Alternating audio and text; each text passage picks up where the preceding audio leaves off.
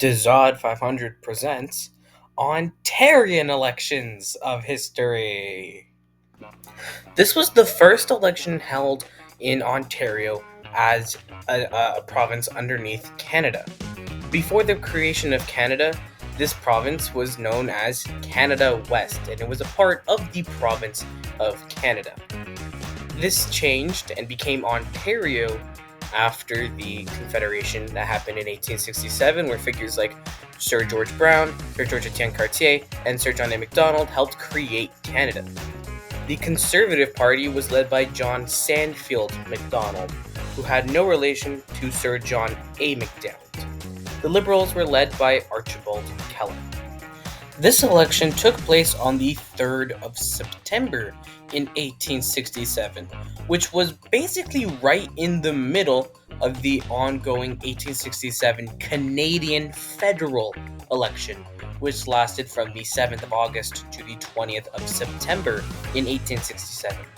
I do have a video about it on my channel, so I don't want to spoil it too much, but the Conservatives did win a majority. So, naturally, with most of their support coming in Ontario, it was almost kind of a given that the Conservatives would come to a victory in Ontario. However, not so fast. The federal election also saw quite a bit of support for the Liberals in the southern part of Ontario. So the Liberals still felt at least a tiny bit confident that they could hold back the Conservatives to at least somewhat of a good result. And here are the results. Only about 13% of the overall population was eligible to vote in this election, and of that, 73% of people turned out to vote in this election. The winner of the election got 50% of the vote, while the loser got 48%. However, both parties won 41 seats. That's true. The Conservatives and the Liberals tied this election with 41 seats, and 42, of course, were needed to win the election.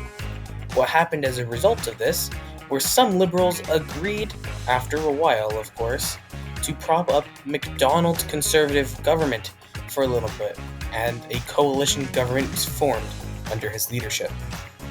And with that, I'll see you guys for the election of 1871.